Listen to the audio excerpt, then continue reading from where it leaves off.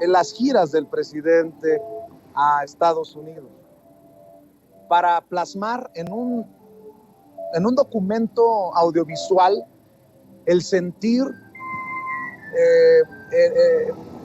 el esfuerzo, la opinión de esos que han sido por tantos años ignorados, no solamente por los gobiernos que simularon defender sus derechos, los gobiernos neoliberales, sino ignorados también por los medios de comunicación. Me queda claro que el presidente, cuando dice hay que hacer un documental, no se refiere a Loret, no se refiere a Broso, no se refiere a los medios tradicionales, a los corporativos, porque el presidente también entiende que los que andábamos abajo, entre el pueblo, pues éramos los independientes, con mucho respeto para los colegas de medios corporativos. Y para hablar de esto, saludo al maestro Ricardo Sevilla, periodista independiente, columnista del diario Basta y miembro de esta familia Sin Censura. Mi querido Ricardo, pues vaya que el presidente trae ganas, muchas ganas, de que del discurso se pase al reconocimiento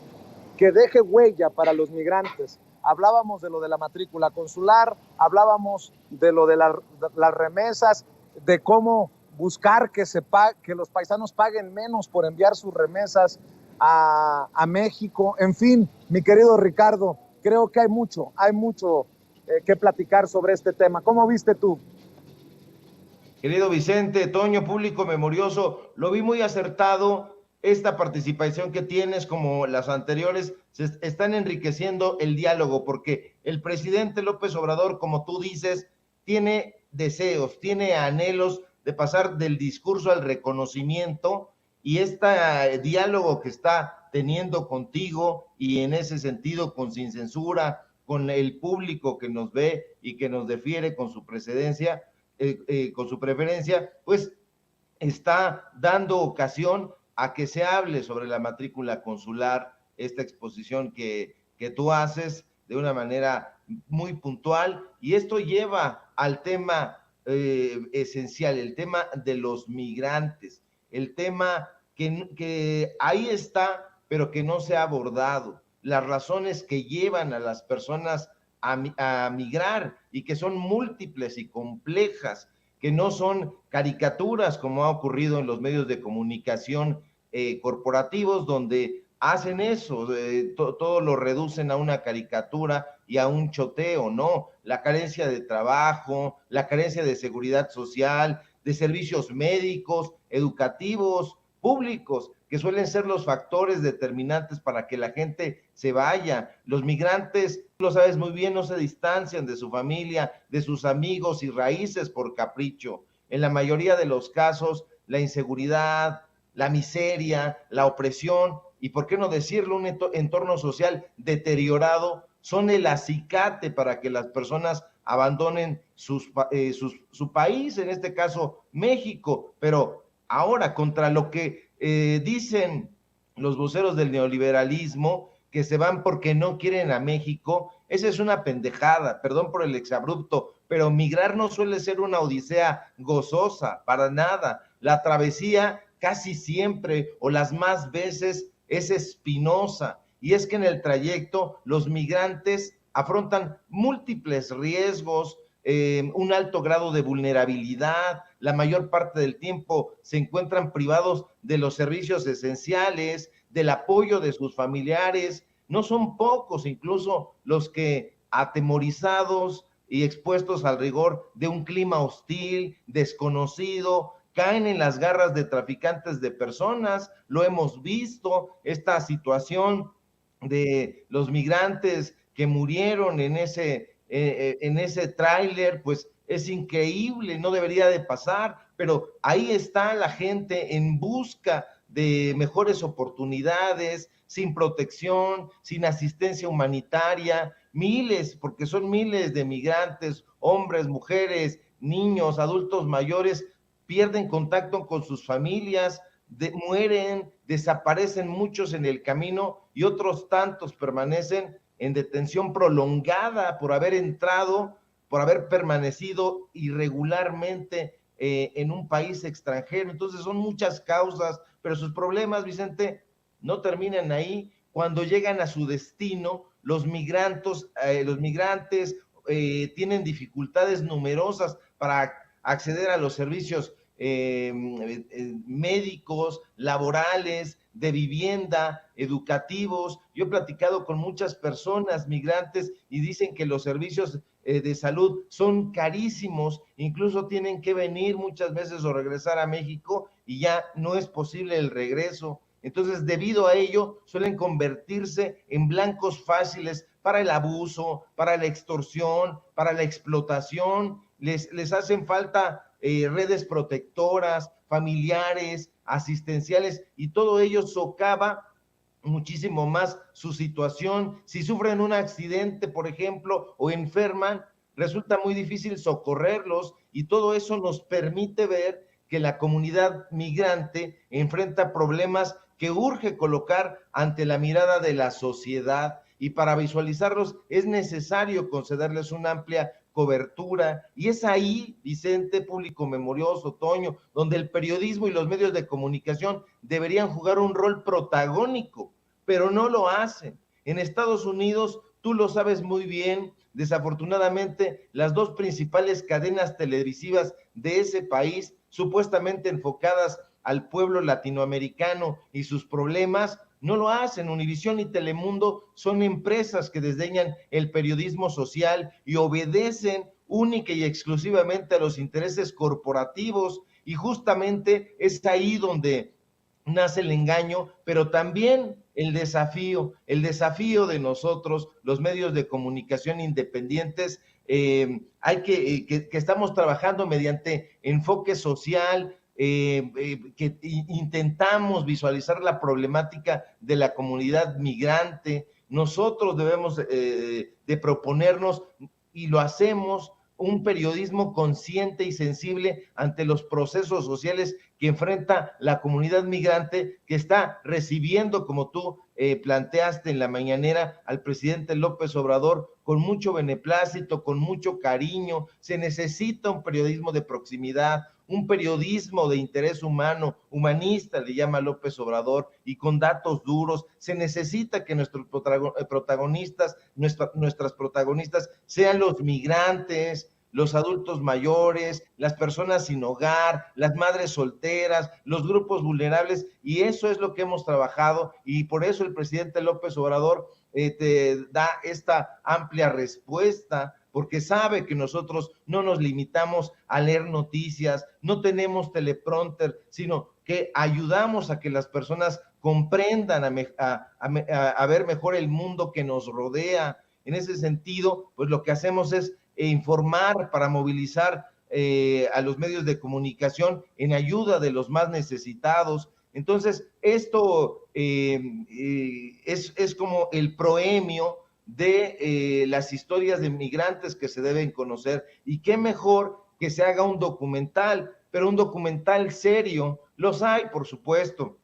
Pienso, por ejemplo, en La Bestia, un documental del director mexicano Pedro Ultreras, donde se relata la travesía de varios migrantes centroamericanos, no solamente mexicanos, sino de toda Centroamérica, en su intento desgarrador por cruzar hacia Estados Unidos. Pero pues necesitamos más trabajos de esos, hacen falta más, hechos por periodistas y medios de comunicación independientes, que son los medios en los que confía la gente, los comunicadores, periodistas y youtubers que actualmente trabajan en redes sociales y en estas plataformas digitales son la mejor opción. Y los migrantes, la gente lo sabe, de ahí la capital importancia de realizar este documental que propone el presidente, un documental independiente, bajo diferentes perspectivas, bajo diferentes enfoques. Sería un producto, imagínate, sumamente interesante, un verdadero documental cinematográfico, un trabajo así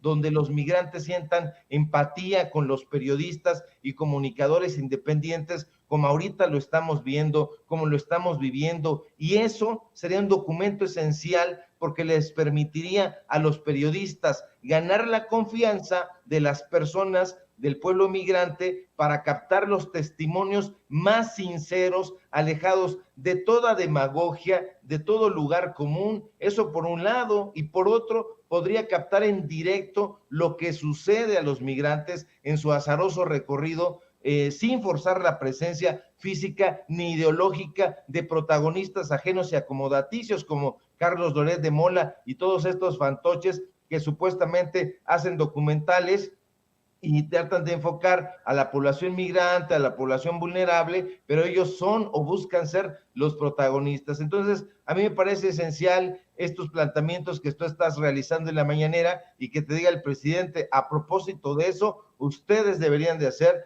un documental. Entonces, hay que poner manos a la obra y trabajar para hacer esa propuesta, porque aquí quienes nos están viendo en Sin Censura, pues son esencialmente también un buen número de personas que viven allá en Estados Unidos y que están poniendo todo de su corazón, de su alma y de apoyo para que nosotros lo llevemos a cabo. Y qué bueno, me alegro mucho, querido Vicente, te felicito por estos planteamientos claros que se necesitan hacer en la conferencia presidencial.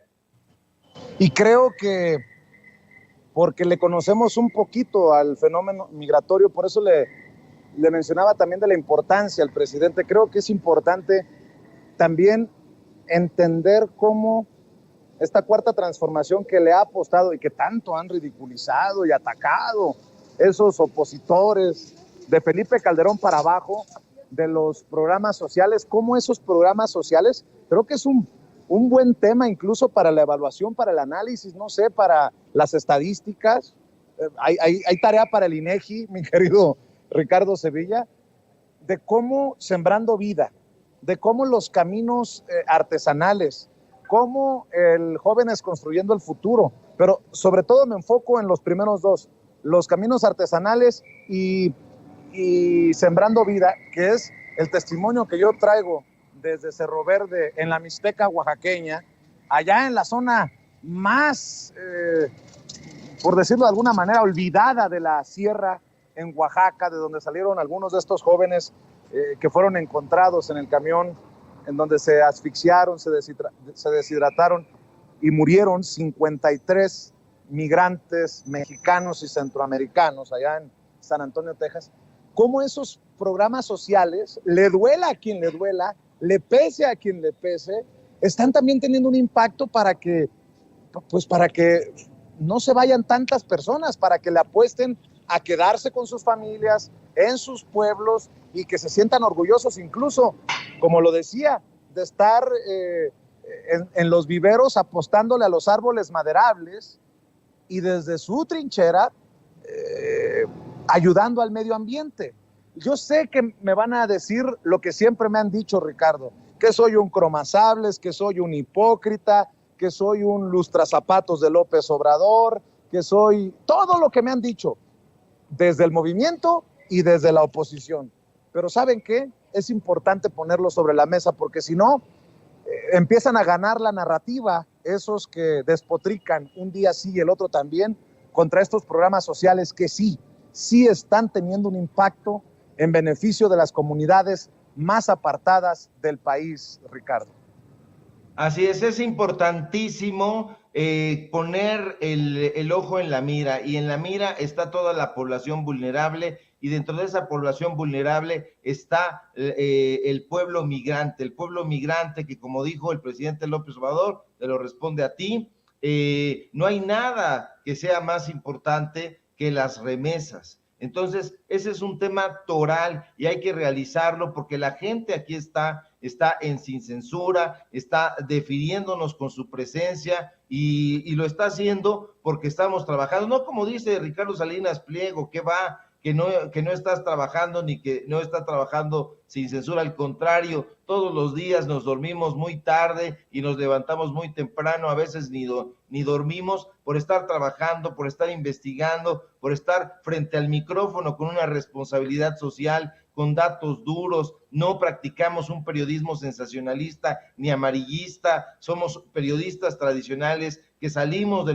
los medios de comunicación, como dice Toño Ruiz, tradicionales, y estamos asqueados de las cosas que veíamos allá, de cómo se practicaban, y ahora estamos ejerciendo este periodismo que no ha dejado de ser espinoso, muy espinoso en su camino, pero que la línea editorial está marcada por los hechos, los propios hechos informativos, por el periodismo que practicamos, por el contexto social, y estamos impulsando la transformación. Entonces eso le duele pues a toda clase de fauna que está ahí metida dentro y fuera del movimiento y de las izquierdas, porque ya son varias izquierdas ahora resulta. Entonces por eso hay estas críticas, pero hay que dejar a toda esa fauna que vaya ladrando, que vaya vomitando estulticias, que vaya desacreditando a nuestro medio de comunicación. Entonces hay que mandarlos a la goma y realmente seguir apostando por el periodismo social, y qué mejor, hay que empezar a trabajar sobre este documental, hay que empezar a convocar, y bueno, tiene que salir sí o sí, porque la gente lo está exigiendo. No es solamente una propuesta del presidente, porque él lo ha dicho, no para ayudar al gobierno, que el gobierno es una cosa y el pueblo es otra. Entonces no podemos permitir que dicten los documentales, los libretos, los guiones en los medios de comunicación corporativos. Vamos a entrarle con todo, querido Vicente. Bueno, pero eso será después de que dejes de celebrar tu cumpleaños. Ya me dijo un pajarito que está celebrando tu cumpleaños. Bueno, si me permites, ¿tendrá por ahí las mañanitas, Ceci? Las tiene del señor cantor de Palacio Nacional, aunque son las que le canta a Beatriz Gutiérrez Müller, su esposa, pues que se las cante también en honor al querido Ricardo Sevilla. ¿Cómo dice? ¿Qué dice? Como Luis Miguel. ¿Qué dice, mi querida Ceci? Estas son las mañanitas que cantaba el rey David a las mujeres bonitas, se las cantamos así. Despierta, Beatriz, despierta, mira que ya amaneció. Los pajarillos cantan, la luna ya se metió. Alabío, alabao, alabín, bom, va. Beatriz, Beatriz, ra, ra, ra. Ahí va, ¿eh? Mi querido Ricardo Sevilla, no sé si sea correcto que hoy es tu cumpleaños, pero si es tu cumpleaños, ojalá que la vida me permita llegar a esa edad y luciendo tan bien como tú, maestro. Querido Vicente, yo nunca me quito la edad, no estamos muy lejanos. Tengo 48 años, me da mucho gusto, te agradezco la deferencia a ti, a Ceci, a todos en producción, a Toño, el cariño que yo les tengo, pues es puro, es sincero, a la gente que nos ve, que nos mira. Yo soy muy malo en estas cosas y en otras tantas, y me arrebolo. Me da mucho gusto haber descubierto no hace mucho tiempo que era, pues no era un día tan malo, 18 de julio, pues día de Juárez, ya lo escuchamos hace un momento, de Nelson Mandela también nació un 18 de julio. Entonces, muchísimas gracias, querido Vicente, te lo agradezco. Sí, en efecto es mi cumpleaños, y yo creo que si te portas bien, puedes lucir así de hermoso como este ogro de la literatura. Muy bien, maestro. Pero eso sí, por favor, con pelo. Quiero llegar a los 48 con pelo, maestro. Te mando un abrazote, Ricardo. ¿Por qué no cerramos invitando a la gente para que te siga en redes, para que te lea en el diario Basta? Por cierto, aquí lo tengo en la mano, para que te lean tus columnas. Mi querido Ricardo, hay que cerrar con el apoyo que se necesita a los medios independientes y alternativos. Que amor con amor se pague. Claro que sí, querido Vicente. Síganme, por favor, en mis redes sociales, en Twitter, @Sevilla Crítico, en Facebook, Ricardo Sevilla, así nada más. En el informativo, los datos duros MX, así como se escucha. Síganme, por favor, en el diario Basta también, donde estoy escribiendo mis columnas a diario, y aquí también de lunes a viernes en La Familia Sin Censura, de lunes a viernes, al filo de las 11 de la mañana. Muchísimas gracias y nos encontramos al ratito y ya estaré partiendo pastel y haré un videíto ahí. Muchas gracias. Abrazo fuerte, querido Vicente. Gracias, mi querido Ricardo, que sigas disfrutando tu cumpleaños. Al rato te hablo, a ver si por ahí nos toca coincidir, diría el que quiere gorra, ¿no? Quiere pastel. Mi querido Ricardo, un abrazo.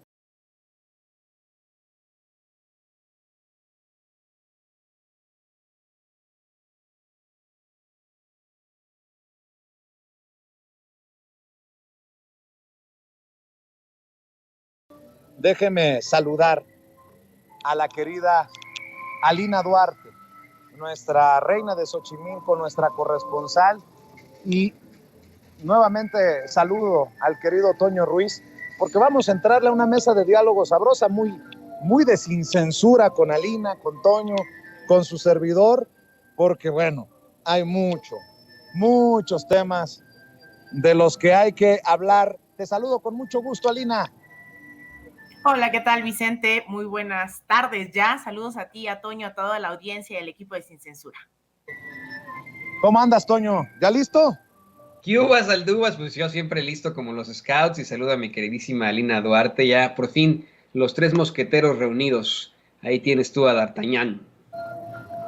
Oye, déjenme decir así, con mucho gusto, para iniciar, para poner el tema sobre la mesa, que hoy literalmente debuta en las mañaneras el querido José Manuel Fuentes, analista geopolítico, reportero hoy de Capital 21, el canal de la Ciudad de México, amigo de Sin Censura. Es más, creo que lo tenemos invitado para hoy por la noche a Sin Censura Nocturno. Y qué forma tan atinada de estrenarse en la mañanera. Es la primera vez que participa como reportero el querido José Manuel Fuentes. Y le pregunta al presidente sobre el tema de Julian Assange, el fundador de Wikileaks. Y hoy sabemos que el presidente le dejó una carta a Joe Biden intercediendo por Julian Assange. Si me permiten, desde aquí, un abrazo para el querido Pepe y rescatamos su atinada intervención en la mañanera. Presidente José Manuel Fuentes de Capital 21. La primera pregunta que le quiero hacer es si se abordó el tema del periodista Julian Assange con su homólogo estadounidense Joe Biden. Sí, le dejé una carta al presidente Biden sobre Assange. ¿En qué consiste esa carta, presidente? ¿Nos podría decir? Pues explicándole de que no cometió ningún delito grave Assange, él no le causó la muerte a nadie, no violó ningún derecho humano y ejerció su libertad, y que detenerlo pues iba a significar una afrenta permanente a la libertad de expresión y a la libertad. Y le explico que México ofrece la protección y el asilo a Julian Assange. ¿Y ya recibió alguna respuesta? No, porque tengo que ser respetuoso, tengo que esperar a que lo analice y se den los tiempos. Yo que sí puedo comentarles, ya lo he dicho, pero como después de la gira a Estados Unidos, vino el fin de semana, no hemos hablado mucho. A lo mejor me ha faltado explicar que el trato que recibimos del presidente Biden y de la vicepresidenta Kamala Harris. Son las declaraciones del presidente Andrés Manuel López Obrador ante el planteamiento del querido Pepe Fuentes de Capital 21, el canal de la Ciudad de México. Y mi querida Lina, mi querido Toño, creo que lo único que puedo agregar a esto, ya los escucho a ustedes, es ojalá que el gobierno de Joe Biden no nos haga esperar tanto como nos han hecho esperar con la respuesta al documento diplomático enviado para que explicaran sobre el financiamiento del gobierno estadounidense a través de agencias como la USAID a organizaciones de la sociedad civil como Mexicanos contra la Corrupción y la Impunidad, porque el presidente se quejó diplomáticamente o pidió una explicación a través de la embajada y siguen sin responder. Ojalá que no nos hagan esperar tanto con la respuesta a esta carta que deja el presidente en Washington sobre el tema de Julian Assange. Mi querida Alina Duarte, ¿cómo ves? Pues mira, a mí me parece, primero fenomenal viendo a alguien como José Manuel estando ahí en la mañanera, alguien que ha insistido mucho, ¿no?, en ser parte de la vida pública de este país a través del debate. A mí me encanta ver, sobre todo que hay relevo también del relevo, ¿no? Yo a veces ya cuando veo estas generaciones definitivamente no me siento tan joven, ¿no? Viendo a José Manuel ahí con el micrófono y preguntando algo de tal trascendencia que es el tema de Julian Assange. Lo hemos dicho aquí en múltiples ocasiones, Julian Assange no solamente reveló los crímenes de lesa humanidad que cometió el gobierno de Estados Unidos, cómo atacaban, cómo asesinaban periodistas, por ejemplo, ¿no?, desde los aviones sin importarle. Este video que no hace mucho, hace unas semanas, ponía al presidente López Obrador asesinando a un corresponsal de Reuters, mientras vienen y habla el gobierno de Estados Unidos de la libertad de expresión. Lo decíamos hace unos días, se reunió en Arabia Saudita con el príncipe Mohammed bin Salman, que también mandó, y está comprobado, mandó a asesinar al periodista saudí Jamal Khashoggi, o también el caso de Julian Assange. Esto es paradigmático porque no solamente abonó a la vida de los Estados Unidos, ¿no?, a las y los estadounidenses, no solamente evidenció lo que hace su gobierno al interior del país, sino hacia afuera, lo que hizo en Afganistán, lo que hizo en Irak, pero también lo que hizo en países en América Latina, lo que hizo específicamente en México en contra esta campaña, ¿no?, que pues estaba obviamente articulada y que de la cual tenía conocimiento, e incluso me atrevería a decir orquestaba el mismo gobierno de Estados Unidos en complicidad con la oposición, hoy oposición en este país, en contra del entonces candidato presidencial Andrés Manuel López Obrador. Entonces, yo creo que alguien como Julian Assange representa esa lucha por la libertad de expresión, por la libertad de prensa, de la que tanto habla Estados Unidos y la que tampoco ejerce, ¿no? Hemos visto que ha hecho múltiples actos en contra de los periodistas, pero aún así no escatima en que cuando se trata de otros países arremete y se siente con la autoridad moral de venir a decirnos qué hacer y cómo hacerlo.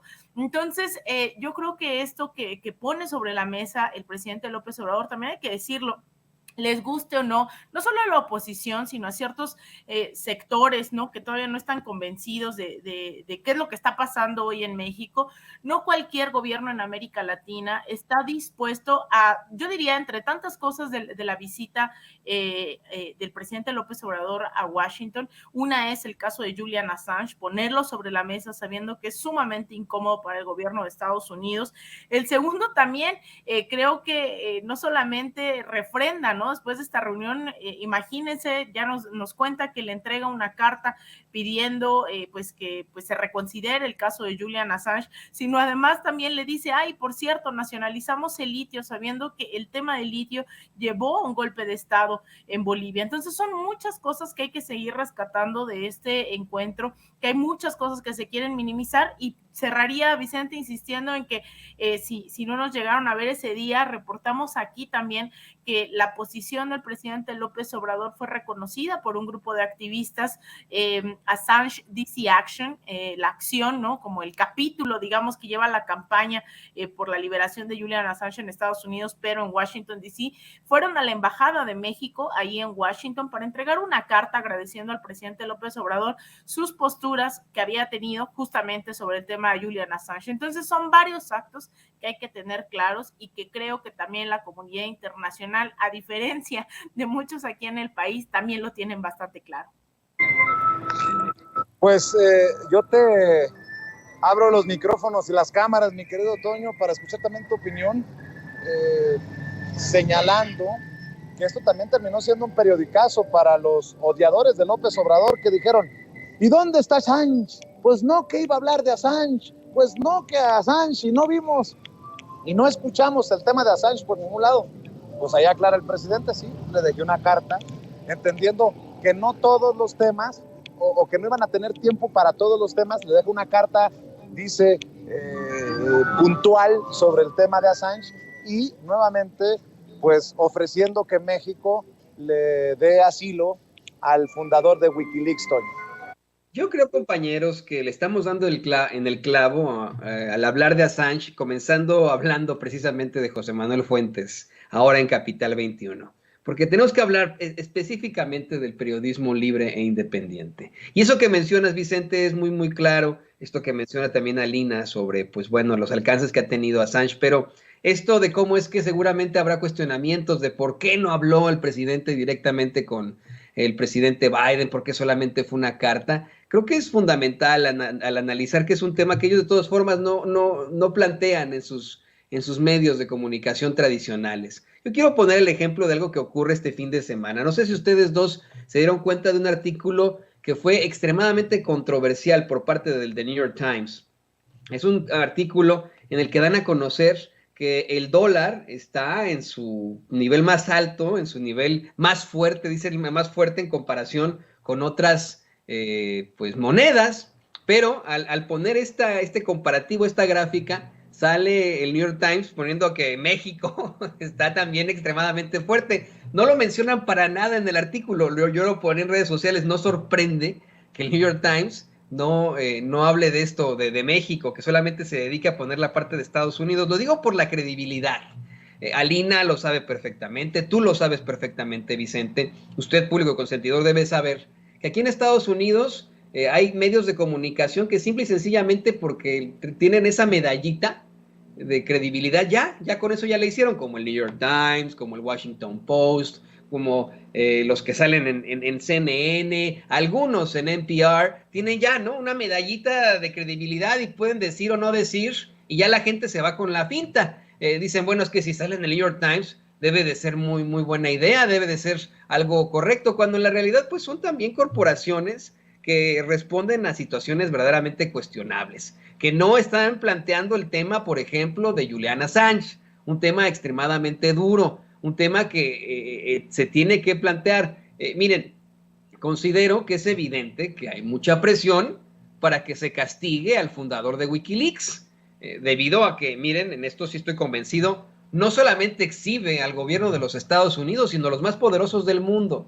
Y estos los más poderosos del mundo le están exigiendo, imagínense ustedes, ¿no?, nada más y nada menos que al presidente de los Estados Unidos que lo castiga, que le dé sus nalgadas a ese que los exhibió, y vaya nalgadas. Están buscando que el hombre muera en prisión después de haberse enfrentado a una serie de problemáticas, de estar en un consulado, a ser perseguido, a estar en cárceles, y todo por dar a conocer la verdad con justicia, por hacerlo de manera independiente. Por eso que decía yo, pues es importantísimo que mencionemos a José Manuel Fuentes en esto. Es quien sigue la línea, en todo caso, de esa verdad con justicia, de ese Julian Assange, que a nosotros en Sin Censura nos ha buscado desde el principio, nos ha expresado un gran respeto, como el respeto que le tenemos nosotros a él, mientras que pues otros en los medios de comunicación tradicionales tratarán de minimizarle, como nos minimizan a nosotros y como minimizan a Julian Assange. Yo creo que la conclusión en todo esto que está ocurriendo, esta presión que hacen hacia Biden,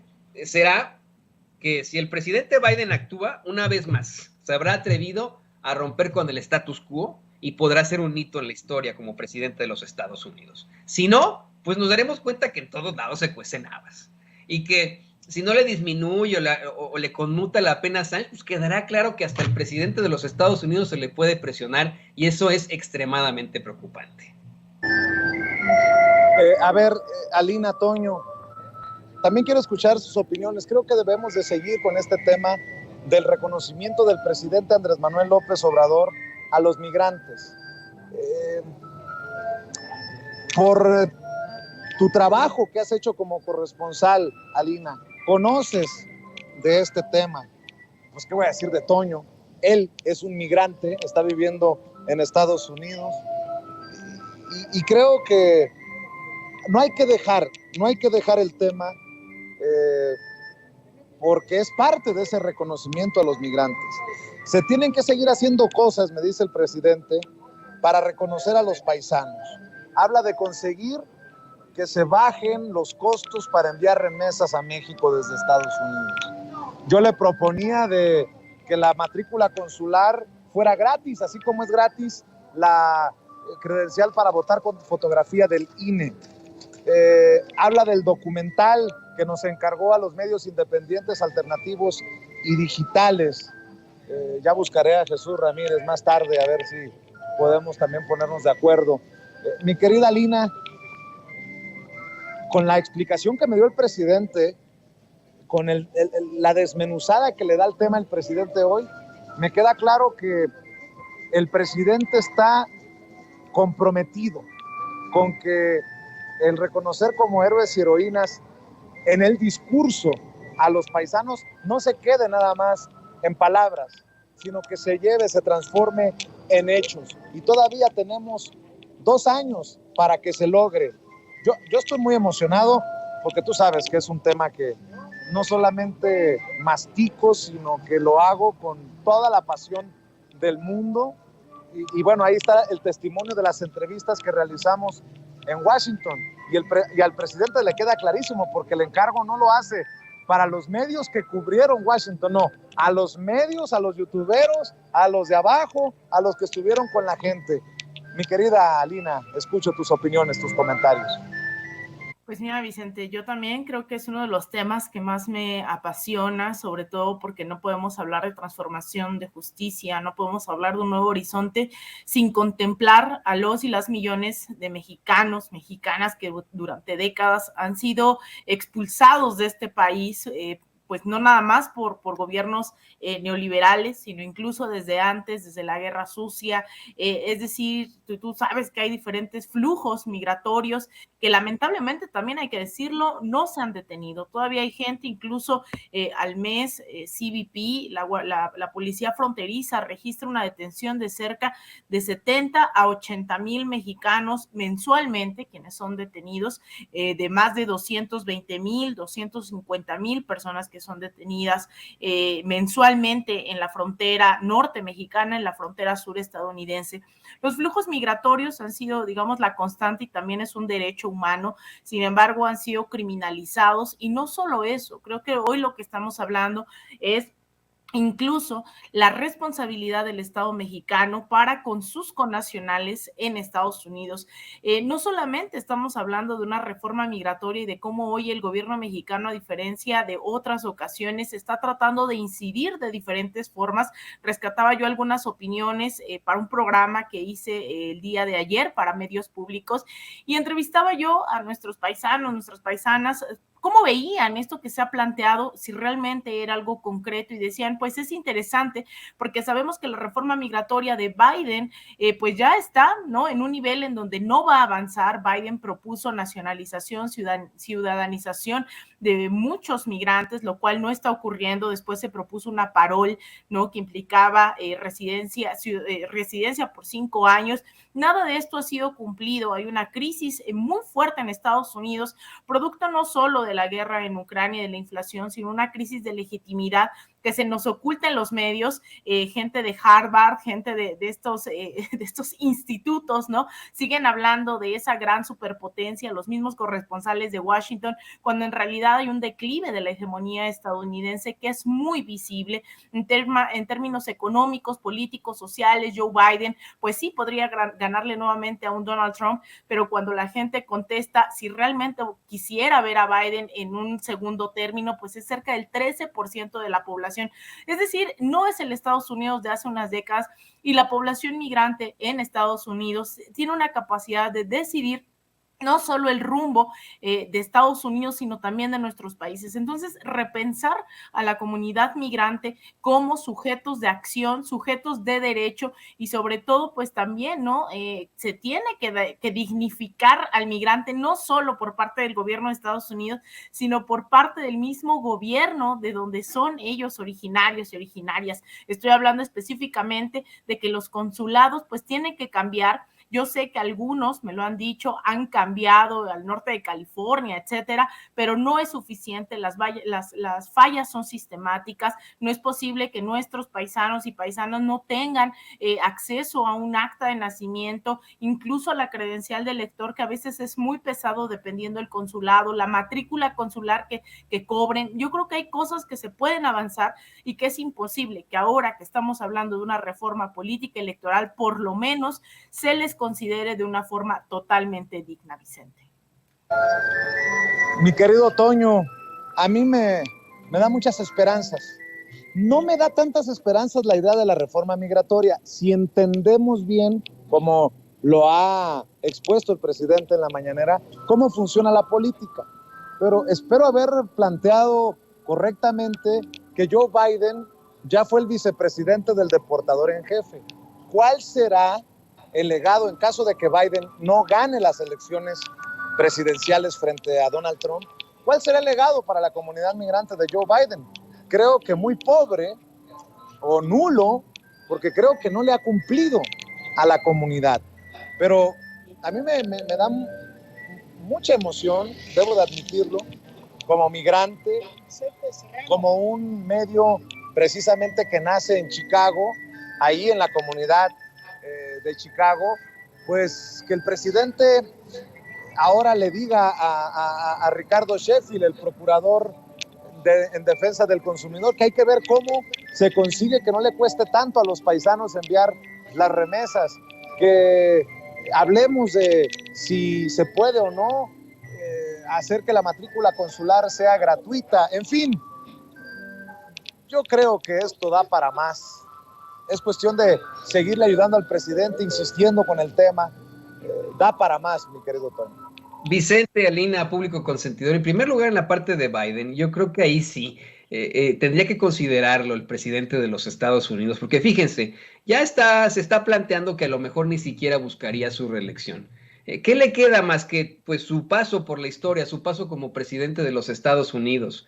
Uno podría pensar, bueno, es un político al que todavía le podría quedar una carrera como senador, como gobernador en algún momento, o dando conferencias, pero no, es un político pues ya casi octogenario, ¿no? De hecho es octogenario, es un personaje que, bueno, pues ya sería la conclusión de su carrera política y que en todo caso se está jugando simple y sencillamente su nombre ante la historia. Y qué mejor que pasar a la historia con una situación positiva.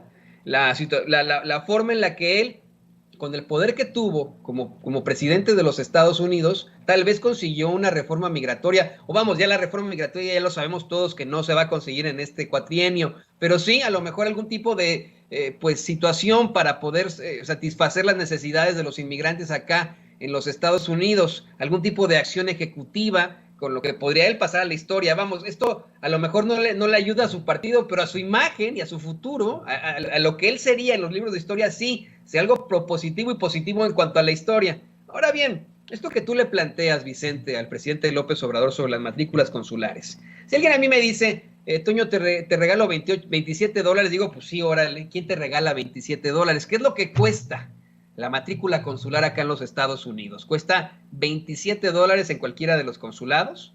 Ya después los precios de los pasaportes son distintos, la credencial del lector no tiene costo, pero tú sugerías esto de, pues simple y sencillamente, que se les retire el costo de los pasaportes, de las matrículas consulares, y el presidente incluso hablaba de cómo es que van a ver con Sheffield, con el titular de la Profeco, Ricardo Sheffield, que los envíos de remesas sean aún más bajos. Pero yo quiero serte perfectamente honesto como migrante, y creo que mucha gente va a estar de acuerdo conmigo en esto. Me hace pensar en cuando Josefina Vázquez Mota no pudo comprobar ese supuesto envío de 1,000 millones de pesos para apoyar a los inmigrantes acá. Muchos nos reímos porque dijimos, bueno, nosotros somos los que mandamos las remesas, nosotros somos los que mandamos la lana a México. ¿Qué nos vienen a contar a nosotros de lo que nos van a mandar ellos? O sea, en efecto, ¿quién te regala $27, que es lo que cuesta la matrícula consular? Bienvenido, ¿no? Si de pronto podemos ahorrarnos $27. Pero creo que no es necesario para nosotros tanto esta situación de apoyos económicos. Lo que queremos como inmigrantes es que verdaderamente nos reconozcan acá en los Estados Unidos y en México, que podamos ser elegidos como los verdaderos diputados migrantes, no un cabrón del PAN o un hipócrita del PAN del PRI que ni siquiera esté en San Antonio cuando ocurra una tragedia de este estilo y que no nos esté apoyando. Que nosotros como inmigrantes seamos los diputados migrantes, no esos que tenemos desafortunados, los peores que tenemos, que tenemos en estos momentos en el Congreso. Que seamos nosotros los que tengamos y detengamos los puestos en los consulados, ¿no? Que se hayan traído ahí al fulanito de tal recomendado de México, a que se venga a pasear acá a los Estados Unidos, a que se le pague un departamento y que esté el jijijo. No. Nosotros seamos los que podamos detentar los puestos en los consulados y en la embajada. Y que exista, de una vez por todas, una plataforma como con Infonavit para poder construir nuestras casas cuando regresemos a México, ante esta idea que tienen muchos de ahorrar toda su vida acá en los Estados Unidos para regresar a México y poder erigir su casa. Esto ya lo has planteado tú tantas veces, lo planteó Rafita Herrera, otros corresponsales de La Fuente lo han planteado y el presidente ha dicho que sí, que están en diálogo para que esto ocurra, pero eso se tendría que transmutar. Si quieren reconocer a los paisanos migrantes, si quieren reconocer a los héroes vivientes, reconozcan así a los héroes vivientes con hechos, con actos. La verdad que lo económico, pues nosotros somos los que mandamos, ¿no? O sea, honestamente, con mucho respeto, pero mejor reconozcan a los que están construyendo México. Para cerrar, Alina, Toño, solo para cerrar y que chillen los que tengan que chillar, México aparece en el top 10 de los países de América con la gasolina más barata. México logró ubicarse en el top 10 de los países en América con la gasolina más barata, mientras que a nivel mundial se encuentra en la posición 44. México, obviamente, de acuerdo a esto que se publica, tiene mejores precios que Estados Unidos y Brasil. Y de hecho, hoy el presidente también fue crítico en el planteamiento que le hacía y la respuesta que nos daba. No se atreven, les cuesta trabajo atreverse, animarse en Estados Unidos, a hablar siquiera de los subsidios de la gasolina. Bueno, no nos andábamos pitorreando hace unos días que el presidente Biden les pidió a las compañías de gas, a las de gasolina, que le bajaran 2 yemas a su chocomil con los precios, que ayudaran, y muchos decíamos, ya se obradorizó Biden, ¿no? El socialismo ha infectado al presidente de Estados Unidos, va camino a Venezuela. Pues bueno, ahí te la dejo de tarea, mi querida Lina. El presidente le ha apostado precisamente al subsidio, ha metido la mano el Estado para beneficio de millones de personas y está funcionando. Le duela a quien le duela, le pese a quien le pese. Comentario para cerrar, Alina, comentario para cerrar, Toño. Te escucho, Alina. Mira, en realidad, Vicente, a mí lo que me sorprendió mucho justamente de esta visita del presidente López Obrador a Washington, entre varias cosas que no se rescatan o que ponen el acento, sobre todo la oposición, en otras nimiedades, es el hecho de que menciona, ¿no? Creo que muchos y muchas hemos insistido en que, o creemos que evidentemente tiene que haber una transición del modelo de combustibles fósiles en la medida de lo posible y pues México, ¿no? Se le ha cuestionado mucho eso cuando de repente el presidente López Obrador dice que está en ese camino, ¿no? Y se lo plantea a Joe Biden, le habla de esta transición energética Y mientras eso ocurre, a la par, simplemente en los últimos meses en Europa, las gasolinas han subido hasta 400% su precio original. Y esto no tiene que ver solo con las gasolinas. Cuando hablamos de los hidrocarburos, estamos hablando de la inflación y estamos hablando del encarecimiento de la vida. Es inevitable que en el momento cero en que suben las gasolinas, empiezan a subir los alimentos, las medicinas, absolutamente todo. Entonces, llama la atención que México no solamente está entre los niveles más bajos de los precios de los hidrocarburos, sino también con el tema de la inflación. Y también a quien han satanizado mucho es justamente a otros gobiernos progresistas como Bolivia, que veía yo que Bolivia es el país con menor inflación en todo el continente. Entonces, algo tiene que ver el hecho de un modelo, de un estado de bienestar, que creo incluso se puede ir más allá, ¿no? Que piense realmente en la ciudadanía y no los intereses justamente de estas empresas de hidrocarburos, de las gasolineras, sino que incluso el eje rector sea un modelo de control de Estado, ¿no? En donde pues es Pemex en este caso quien tiene la posibilidad de garantizar los hidrocarburos, y en otros países también, mientras la apuesta de gobiernos abiertamente neoliberales era beneficiar a estas empresas mayoritariamente transnacionales en vez de beneficiar a la ciudadanía. Entonces, pues ahí están los efectos de este modelo que más allá de que no es socialista, ¿no? Creo que está apuntando hacia el bienestar y no a muchos les agrada esa idea. Lo malo, mi querido Toño, es que ya ves que hasta aproveché yo para pitorrearme, le pedí hasta disculpas al presidente. Lo malo es que López Obrador no habla inglés. Lo malo es que López Obrador es un humilde aldeano macuspano. Lo malo es que López Obrador es el Mesías tropical. Pues les arde que el presidente, sin hablar inglés, y sí, desde Meritito, Tabasco, esté haciendo cosas en beneficio de nuestro país, de nuestra nación. Así que yo creo que también es momento de decirle a la gente, advertirle a la gente, que por más que lean estos periódicos que estoy revisando yo aquí, me entretengo mucho con las columnas. Nada más es cuestión de ver las columnas, por ejemplo, que publican en Milenio, en el Universal, en el Reforma.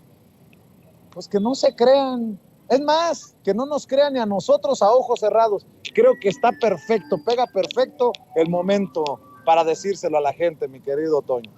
Vicente, Alina, yo la verdad hace 20 años estaría más preocupado de lo que se plantea en los medios de comunicación tradicionales. No más, la realidad es que pues hoy en día esos argumentos muy básicos, argumentos de meme, así son, ¿no? Son puros memes.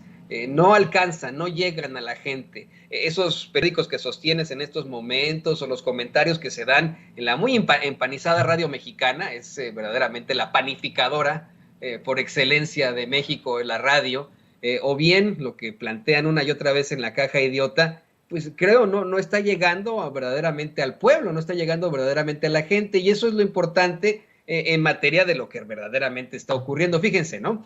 Se plantea una y otra vez que el presidente López Obrador encabeza una serie de políticas clientelares y proteccionistas. Ahí tienen a Dominguín Cuadri haciendo una serie de planteamientos. Todo lo que tenga que ver con López Obrador está mal, a todo se opone, aunque en el pasado no se haya opuesto, y siempre habla de las políticas clientelares y proteccionistas. Pero híjole, el uso adecuado del presupuesto para hacer simple y sencillamente gastos en programas de justicia social ha funcionado. El aprovechamiento de los excedentes de nuestro petróleo para mantener el subsidio a las gasolinas ha funcionado. Yo sé que acabas de regresar a Estados Unidos, sabes a lo que me refiero. Acá, al menos en Kansas City, por ejemplo, estamos pagando $4 mínimo en las gasolineras más baratitas por galón. Y ni se diga en California, ni se diga en Texas, son precios altísimos. Tú lo acabas de ver, Vicente. Está funcionando el uso adecuado de de los excedentes de nuestro petróleo para mantener ese subsidio a las gasolinas. Y lo que mencionaba hace ratito, esta crítica que le hacía yo al New York Times, de cómo es que traen esta nota asegurando con bombo y platillo que el dólar es el más fuerte en una generación, ¿no? El resto de las monedas se están devaluando, etcétera, etcétera. Y ahí, como que no quiere la cosa, en una gráfica plantean cómo es que México también está muy, muy fuerte, está por arriba incluso de Canadá, por arriba de muchos países europeos, de Japón, en estas supuestas devaluaciones, y el peso se ha mantenido verdaderamente sólido. Esto cuando se le plantea a algún tipo de personaje de la ultraderecha, bueno, pues saca su meme diciendo, no, es que la pobreza ha aumentado de manera gradual y etcétera. Sí, ha aumentado debido a la pandemia, pero en términos reales, en términos generales, los factores, los planteamientos que hay, los datos duros, nos dan a conocer que hay una situación muy, muy distinta y que busca en todo caso una política no socialista. Eso es lo otro, ¿no? Ven a López Obrador como el más rojillo de los rojillos, como si de pronto se destapara el pecho y tiene ahí una hoz y el martillo. Pues no, verdaderamente es una política como lo establecen en los países escandinavos. Ustedes saben también perfectamente que en Dinamarca, Suecia, Noruega, se tienen estas políticas en las que en efecto existe un libre mercado, pero también políticas de justicia social, en el que la educación, la salud son socialistas. Entonces, pues eso no tendría nada de malo, nada para confrontarse allá. Aquí sí es como para que digan, pero y además de todo, el presidente López Obrador no habla inglés. No, pues, fuck you. Por eso y por más voy a decirle a Carlos Alarraqui y a uno de sus achichincles, Ángel Verdugo, que suben un video y dice, Ángel Verdugo destroza a AMLO y su visita a Estados Unidos. Es un gobernante insignificante. Le voy a pedir a Ángel Verdugo y a Carlos Alarraqui que agarren la opinión, la hagan rollito, la hagan pomadita en un poquito así con vitacilina. Perdón, Alina, por ser tan grosero, pero que se la unten, ya sabes por dónde. Mi querido Toño, sigues con tu cuenta activa en Twitter y ojalá que sean más personas las que se sumen. ¿Cuál es tu cuenta, por cierto, Toñito?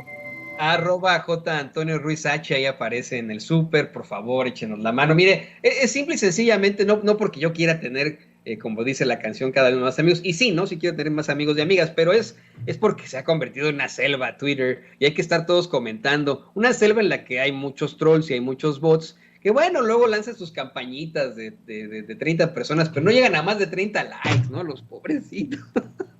Y claro, hablan siempre sin nombre y apellido, sin rostro, ¿no? Ahí utilizan pues imágenes de los Simpson para decir que son una persona. Son los cobardes, ¿no? Y usted que no es cobarde, usted que es público consentidor, pues usted sí que nos puede apoyar, nos puede echar la mano aquí en Sin Censura, en el discurso de la selva, el que está en Twitter. Así que por favor, le pido me siga ahí en Twitter, @J. Antonio Ruiz H, y como siempre me dio un gustazo compartir esta mesa de trabajo y de diálogo con mi querido Vicente Serrano y por supuesto que con Alina D'Artagnan. Nos vemos muy muy pronto, a ver cuándo nos toca otra corresponsalía. Así es, y hay que invitar a Twitter a la gente, aunque te enojes conmigo, aunque hagas berrinches conmigo, ahí andamos en el ring de la rebambaramba, de la lucha libre, del todos contra todos. Mi querida Alina, cerremos invitando también a la gente a tus redes sociales, a tus espacios. Claro que sí, Vicente, te agradezco. Pues a mí me pueden seguir en Twitter en @AlinaDuarte_, en Instagram _AlinaDuarte, en Facebook.com /AlinaDuarte Periodista, en mi canal de YouTube, y todos los días aquí en Sin Censura, los lunes en la mañana, entre semana de martes a viernes, en Sin Censura Nocturno. Y pues bueno, ahí estamos en redes sociales listos para debatir, para pelearnos con Vicente también, para mandar memes. Entonces, pues bueno, les deseo una muy bonita semana. Te mando un abrazo, Vicente, al Zócalo, a ti, hasta Estados Unidos, Toño, a todo el equipo también y a la audiencia de Sin Censura. Así es, mi querida Alina, mi querido Toño, les agradezco mucho que hayan estado con nosotros en esta mesa. Amigos, amigas, regresamos en breve, pero mientras seguimos hablando sin pelos en la lengua, Sin Censura, usted puede suscribirse a nuestros 3 principales canales en YouTube. Sin Censura Media, en donde tenemos más de 1.600.000 suscriptores. Sin Censura TV, en donde tenemos más de 1 millón de suscriptores. y en Sin Censura Presenta, en donde queremos llegar muy pronto a los 100,000 suscriptores. Si usted ya está inscrito en Sin Censura Media, suscríbase en Sin Censura TV. Si ya está suscrito en Sin Censura TV y Sin Censura Media, suscríbase a Sin Censura Presenta. Recuerde que es gratis, no tiene que sacar un solo centavo de su bolsillo para apoyarnos. Dele clic en la campanita para que los señores y señoras de YouTube envíen las notificaciones cuando estemos transmitiendo en vivo y en directo o estemos subiendo videos. También nos puede seguir en Twitter en @Vicente Serrano y hasta en Instagram. Ojo, también estamos en Instagram. Son nuestras redes sociales y con el apoyo de ustedes seguimos creciendo, porque con ustedes todo, sin ustedes nada.